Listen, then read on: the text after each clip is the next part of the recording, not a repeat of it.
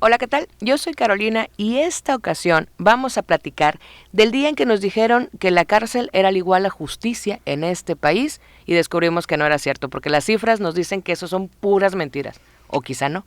Y para hablar de ese tema me acompaña mi queridísima Ana Mafut. Anita, hola, ¿qué tal? Y ella nos va a contar de cómo le fue en esta experiencia que tuvo al visitar el centro de reinserción de esa palabra, Ana, por favor, ayúdame. Sálvame de esta... Reinserción social. Esa palabra que dijo Ana de Escobedo. Y que fue el centro femenil, ¿no? Además. Sí. Entonces, lo que Ana vio es que probablemente haya esperanza. Probablemente estos centros realmente puedan hacer lo que están destinados a hacer y que por cuestiones de corrupción, inoperancia, ineptitudes o lo que quieras, tal vez no todos lo han hecho. Entonces, Ana, muchas gracias por estar aquí. Gracias por invitarme, Caro. La verdad es que al entrar a este lugar cambió mi percepción de la prisión. Conocí mujeres sumamente interesantes. Han leído muchísimos libros y yo creo que el tema de creer en los demás podría ser la diferencia en nuestro país y yo creo que es la clave para terminar con la inseguridad que vivimos a diario. Lo llaman el oasis porque en medio del desierto pues hay esta ligera esperanza en donde el olor a limpio, el olor a libro, el color amarillo y en medio del gris sobresale justamente dando esta esperanza y este respiro para las mujeres. Como tú bien sabes, las mujeres también viven violencia dentro de la prisión, claro. Tienen que cambiar de su nombre, la familia no las visita, son las que menos visitan, algunas de ellas, bueno, les quitan a los hijos, y viven violencia también dentro de la prisión, muchas sin sentencia y sin casos sin resolver. Y algunas de ellas sin estudios, si no es que la gran mayoría que no han tenido esta oportunidad ni siquiera de poder ir a la escuela. Que justo está ligado incluso, ¿no? Porque como no tienen estudios siempre es más fácil que todo el proceso esté lleno de vicios, esté lleno de cosas irregulares, porque no tienen tampoco el acceso a esta información, ¿no? Sí, exactamente. La verdad es que recuerdo una de ellas que entre lágrimas me decía, yo lo que pido es que me dejen más tiempo estar aquí. Pero nos dicen que pues solo ciertas horas. Yo quiero estar aquí. Para ponerlo en contexto, este es un espacio dentro del penal, sí, en el que ellas pueden tener estas cuestiones de lectura, talleres y hacen un montón de cosas más que realmente funcionan como para esta reinserción, ¿no? O sea, les voy a dar el contexto de cómo encontré este tema con Ana, porque me compartió esta historia de la visita que hizo y es un texto que les voy a poner el link aquí luego al final, porque es un texto muy emotivo, muy emocional, que al final de cuentas lo que nos deja como este sabor de hay una esperanza y como dice, un oasis en medio de todas estas cuestiones tan llenas de violencias en todos los sentidos, ¿no? Uh-huh. El espacio es una biblioteca como tal. Exactamente. ¿Y tienen cuánto tiempo para estar ahí? Ese dato la verdad lo desconozco, pero tienen que turnarse ciertas horas para poder estar ahí. Solamente ciertas personas o ciertas reclusas tienen acceso a estar en este sitio. Antes tenía una pequeña biblioteca que no era biblioteca, era una bodega, que tenían los libros ahí escondidos, llenos de polvo, no había espacio para leer.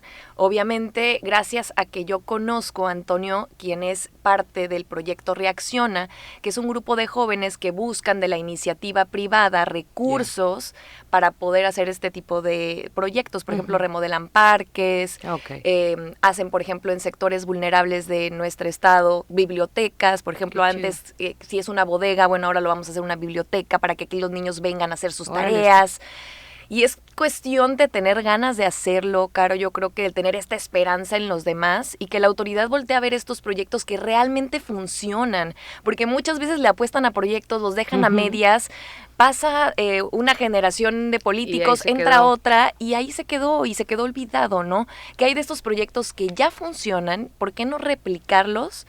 Para que podamos justamente poder romper y poder ayudar a estas personas que están dentro de la prisión para que cuando salgan de la prisión tengan este entusiasmo de tener un cambio en su vida. Claro, y al final de cuentas que tiene mucho que ver con todo el asunto de, en México las cárceles son, para todos, las cifras nos lo dicen, son una bodega llena de violaciones a los derechos humanos, generalmente no hay una reinserción, incluso ahora se está, y yo estoy muy de acuerdo con este nuevo concepto de instituir mucho más la justicia restaurativa, este tipo de justicia que no es punitiva, que no todo es la cárcel, que no funciona de la misma manera, hay delitos y creo que, digo, desde mi ignorancia, hay algunos delitos que se pueden aplicar a este tipo de justicia que busca nada más resarcir el daño y mejorarlo, ¿no? Y es decir, y mejorar la relación entre la víctima y el victimario y tratar de limar estas asperezas. Pero cuando ya hay un proceso en el que ya están en la penal, en el penal o en los centros de reinserción, generalmente son penales en los que no hay estos proyectos a largo plazo, como dices, llegan unos bomberazos de que alguien trae una buena idea y lo hace, pero luego no hay un seguimiento, se meten cuestiones políticas, se meten egos, se meten miles de cosas.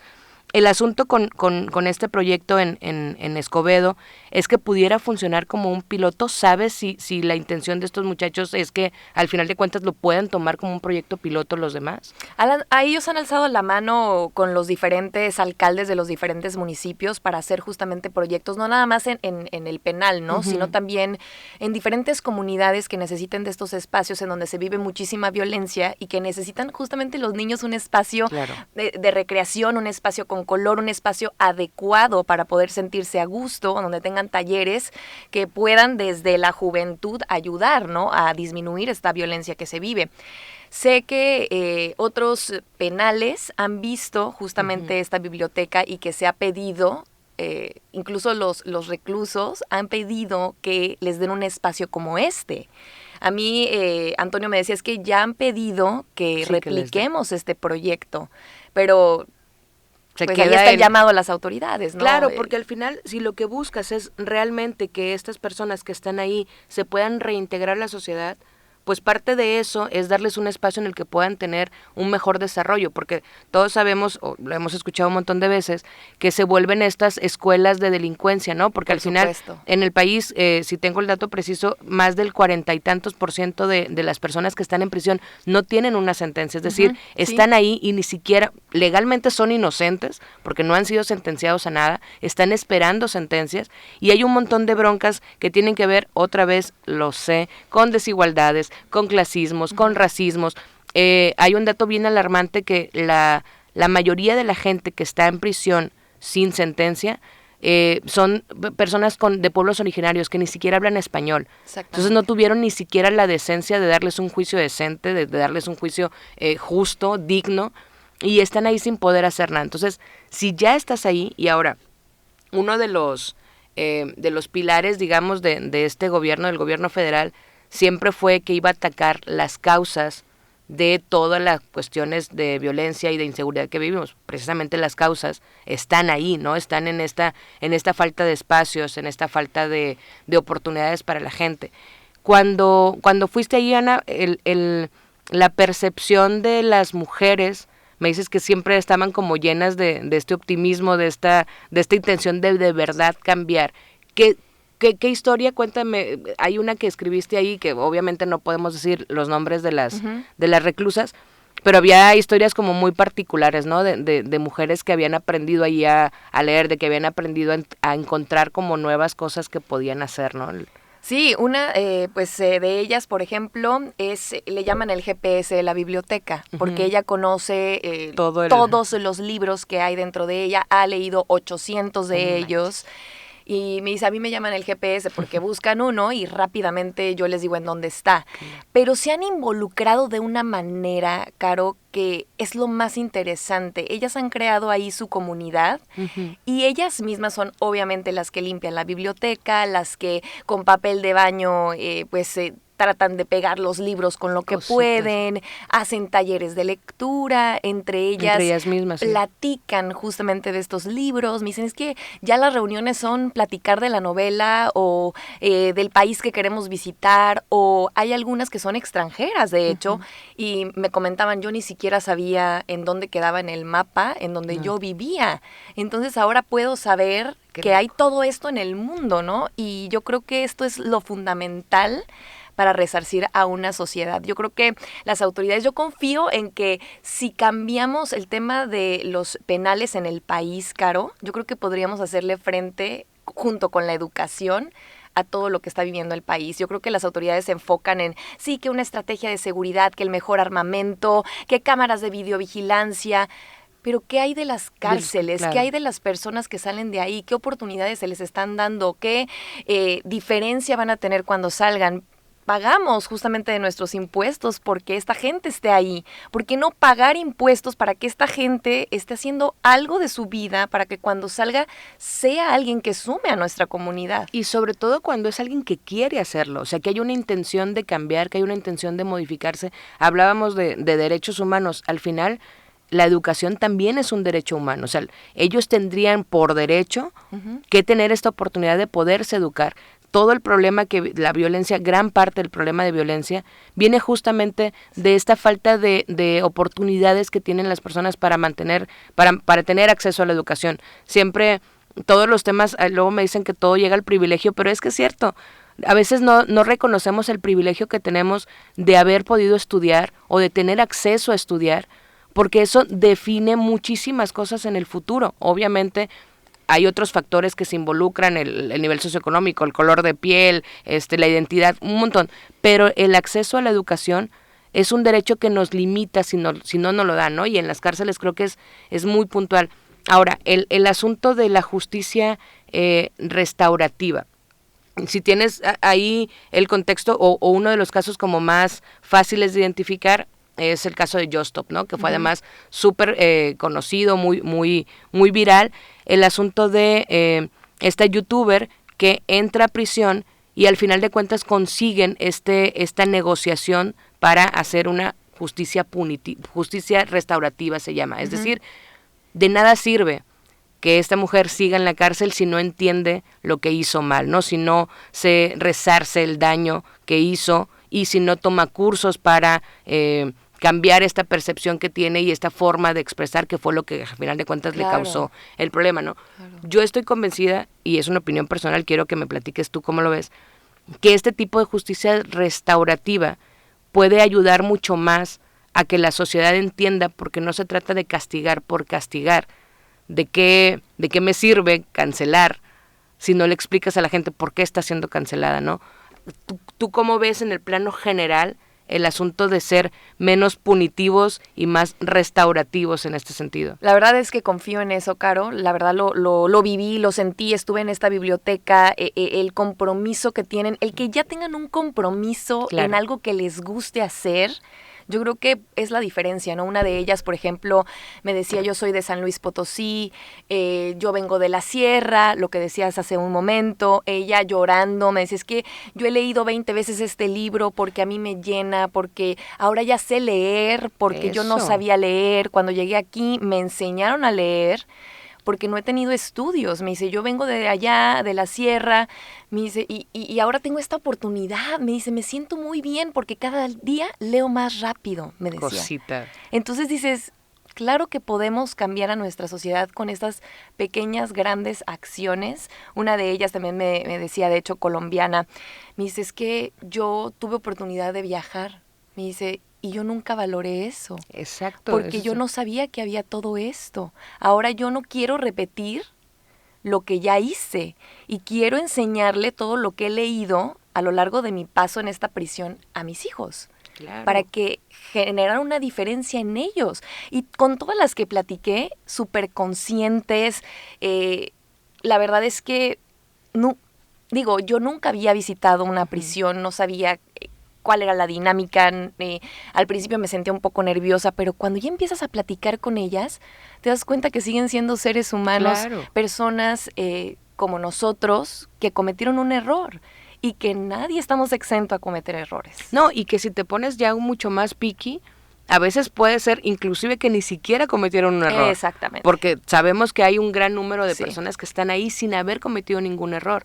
Pero esta muestra de que si se hacen las cosas, si un ambiente adecuado te permite realmente pensar en lo que estás haciendo, visualizar lo que quieres hacer, entender dónde estuvo la falla, si es que la hubo, que yo creo que también eso es como de las cosas más dramáticas que puede haber, ¿no? Gente que ni siquiera cometió ningún error, que ni siquiera falló. Y una cosa que me llama la atención, Ana, es, por ejemplo, en el caso particular de las mujeres, muchas de ellas son madres. Muchas de ellas incluso tienen a sus bebés en prisión. ¿Te tocó ver esto? ¿Cómo es este proceso ahí adentro? No, la verdad es que sí llevábamos solamente el permiso para acudir a este espacio. Sí sé que estaban en ese momento haciendo un proyecto como para las mamás que tengan hijos ahí adentro. Me llamó mucho la atención, la verdad, la limpieza, el orden de esta prisión. Creo que antes era un centro de reinserción social juvenil, este punto, y ellas estaban en el Topo Chico y las movieron para acá. Entonces han adecuado ciertos espacios de este penal para que ellas estén ahí, ¿no? Y bueno, ojalá que tengan proyectos también para los niños, que estaría muy bien. Creo que ciertas horas algunos de ellos sí pueden acudir a este espacio. Al espacio, ajá. Sí, porque gran parte del problema también en los penales, sobre todo en los penales femeniles, es eso, que como no tienen las secciones tan definidas, salvo pues obviamente estoy hablando de los penales regulares, no tienen las secciones definidas y entonces seguimos creando estas escuelas de delincuencia, porque los niños crecen en un ambiente en el que no es el ideal y se repiten estos círculos viciosos, ¿no? De cómo la falta de educación, la falta de oportunidad te sigue generando más problemas, incluso los resentimientos, crecer en un espacio que no te permite desarrollarte, como además es un derecho de la infancia, obviamente genera un resentimiento y vuelves a hacer estos círculos, ¿no? Aquí hay un tema, hace poco estuve hablando con unos colectivos de violencia vicaria. Yo tenía muy poco conocimiento, reconozco que tenía muy poca claridad sobre qué era la violencia vicaria, y tiene que ver con estos espacios, con esta violencia que se ejerce a la mujer, pero que cuando ya deja de... Ellos me lo explicaron, es como cuando ya no te puedo lastimar más a ti como persona, como mujer, entonces empiezo con una violencia hacia los hijos. Es decir, te quito a los hijos o violento a los hijos para dañarte. Incluso escalaba a niveles como hasta ridículos, pero tú que también tienes perrito entiendes, incluso con las mascotas. Era como, hago violencia con las mascotas porque sé que eso te va a lastimar a ti. Entonces, todos estos procesos de violencia contra la mujer estaban tratando de hacer nuevas iniciativas que permitieran que las madres y los hijos pudieran convivir en armonía. Pero se atravesaba mucho este espacio de las prisiones, porque decían, a muchas de nosotras nos mandaron a prisión con, ¿cómo se dice?, fabricando delitos para separarnos de los hijos y nos dejan ahí y no hay acceso. Entonces, también creo que esa parte en las prisiones es un tema bien delicado, de cómo se manejan los derechos humanos de las mujeres que son madres y que no tienen el acceso a ver a los hijos, o de las que tienen que verlos en espacios que son pues generalmente violentos, ¿no? Y generalmente como muy difíciles para procesar. Yo sé, Ana, que tú eres una optimista y generalmente siempre, y por eso... Yo trato de contagiar a todo el público que nos está viendo, trato de contagiar de mi energía positiva. Si notaron que hay un choque aquí es porque Ana es muy optimista y pues se sabe que yo no es una de mis cualidades, pero justamente por eso me gusta platicar con ella y por eso elegimos hablar de este tema, porque como para mí siempre las cifras son como tan duras, tan feas, tan